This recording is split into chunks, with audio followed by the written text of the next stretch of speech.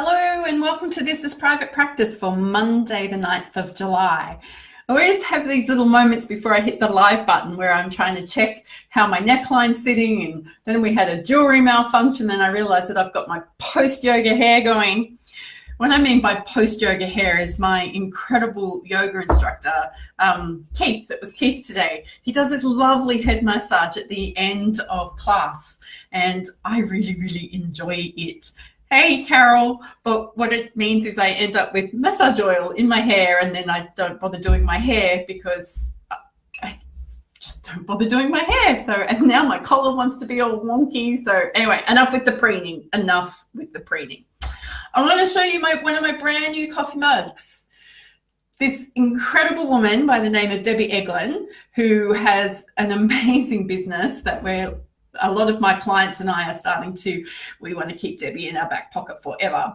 She sent me a gorgeous gift pack on the weekend, and this is one of my brand new coffee mugs, and I needed to feel fearless today because I am continuing on with my need to have uncomfortable conversations, and it's funnily enough not just happening in my business but also happening in my family and in my family of origin, and it highlights again the way that this business journey or this having a private practice or being in employment for yourself is never a static thing, that we're always learning more about ourselves. It is the most incredible self-development journey I think we'll ever go on. Much better than sitting on top of a mountain navel gazing. Not if you want to do that, that's great. I don't really feel the need to do that. Now, I really want to talk into customer service again today, and I know I've harped on about this a bit before, and it just stuns me at how we as health professionals who claim to be experts in human behavior, especially those of us who work a lot in mental health or behavioral management or just, responding to people, how we can forget about the basics of customer service when it stops being a clinical issue or it stops being a service delivery as in an intervention mechanism. And your customer service, the way our people experience us. Now, customers for us these days are not just people who give us money. Customers these days are people who engage with us online, whether it's via email or social media. They may not have given us money yet, but they're still engaging with us. They're still giving us time. They're still giving us energy. There's still an exchange of value going on. It's our responsibility to help them become a paying customer or a paying client. But how you treat somebody when you're not intervening with them or you're not delivering services to them is just as important as the experience when you're delivering services. So one of the common things in my industry is that people forget that the clients that we work with are also our customers, because we are often paid by a third-party payer. Now, I know a lot of you watching this video have got insurance companies and you think your insurance companies is your customer because they're the one who pays you money. And I know I've talked in the past about this differentiation between a client and a customer. Well, it's becoming really blurry these days because the true exchange of value is not always about money. So clients need to understand that they are on a buying journey with us, that they're on a process with us, that we need to keep them engaged in why us, why now, and what happens if you don't. The same as a customer who may be paying for that intervention needs to understand why us, why now, and what happens if we don't. And sometimes the language we need to use between the two varies. And it's a part of our skill set, it's a part of our expertise, and it's a part of our acknowledgement of our customers that we talk to them where they're at and we don't just drop them. So I went to my team today and say, guys, where can we be improving in our customer service? The reason being, I have quite strong, well, I didn't realize there were strong expectations or high expectations when it comes to customer service, but I hate being ignored, absolutely hate it. And I hate feeling like I'm being fobbed off. And if either of those things are going on, I'm sorry, your credibility goes out the window and it just becomes difficult. It feels like a breach of trust. I feel like I've been betrayed. I feel like I'm being ignored. I feel like that I don't matter. And me mattering, me being a significant, my biggest driver is significance, in case any of you haven't worked that out yet. So telling me through a customer service experience that I don't matter, that's a pretty big deal. So if we're not giving a consistent message, so if our service delivery is brilliant from the time we get money to the time we stop getting money, but outside of that, people won't remember our awesome service while we're doing delivery. They want to know that we care. And how we care, how we demonstrate care is not just in our intervention stage, but in the beginning stage and at the end stage. It's in the leading people into making the buying decision and letting people go after intervention has finished. When we're doing handovers with people, it is so important to make sure that we're taking clients on a journey. If we ever have to do a handover with people, I'm not a fan of it, but sometimes it has to happen. And here at Purple Co, we work with clients for, sometimes up to 4 years. So chances are they're going to need more than one clinician working with them over that period of time. But you don't just go, here, client, dump. Here's a new consultant for you, dump. Like, clients get unsettled by that. Change is usually difficult for clients. For goodness sake, they've just invested all of this time and energy in learning how to trust us. And if we do something that scrapes or grates against that trust value, then we've got a lot of work to do to rebuild that. So I really want to ask you how it is that you want customers and clients to experience you. I've talked about this in terms of culture before. I've talked about this in terms of your brand before. It's all the same stuff. How do people experience you?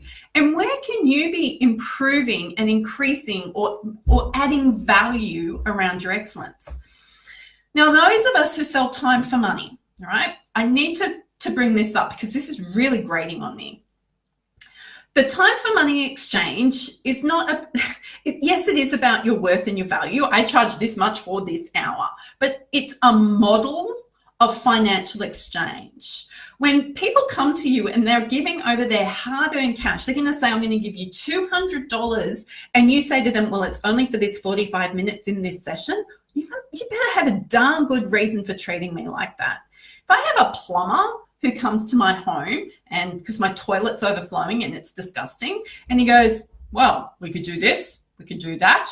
It's going to cost you $500. What do you want to do? I'm like, if I'm going to give you $500, I just want you to fix the problem. So when clients come to us, if we're employed or on a subcontractor basis, we might be being charged out at a much higher rate. So for a client to hand over their money and what they've worked really hard to say, please help me, we better darn be doing a good job in cementing that relationship with them and not just treating them like a transaction. Thank you, Carol, for saying not getting you started. I feel like I've been a little bit ranty for a Monday, but it's just, I've just had a few things that go down, and I've had an external service provider last week totally stunned me in the way they've treated us and treated my team members. And I just felt that it was important to go, this isn't rocket science. It doesn't take much for us to show that we care. And if you're confused about this message in terms of knowing your worth and understanding your money mindset and all of that sort of stuff, I get it. I get that it can be confusing because you're getting all of these new messages coming at you from lots of different people. You're exchanging your expertise for money, yes, but people will not stay and they will not refer and they will not recommend you unless they know you care. And the best way you can let them know you care is you be authentic and you be true to yourself, and you don't turn up one way prior to the sale and then another way post-sale. That is icky. And that's what most of us are trying to run away from and think that that's used car salesmen and real estate salespeople, which we all say we never, ever want to be. Carol, yes, as authentic, compassionate, cared for, and having a clinician with knowledge. We all went into this type of work because we wanted to help people. You don't stop helping people because it's the end of your billable hour. And I'm not saying you do heaps of work for free, but it's not that hard to say, thank you for your email. Can we talk about this in session? Or, hey, what's gone on here? Why haven't we heard from you for the last month? Or, hey, my therapist does this really well. If I haven't rearranged appointments with her after a month, yes, I see a therapist. The work I do is tough, and I want to make sure that I am not putting stuff out there in the universe that's unhelpful for people because of my own baggage. She will send me a text message that says, hey, are you avoiding me? Do we need to talk about it? And it just shows me that she thinks about me and that she cares. Now, if I didn't think I needed services anymore, then I would say, no, I don't think I need to, because I've worked on boundaries long enough that we could have that type of conversation.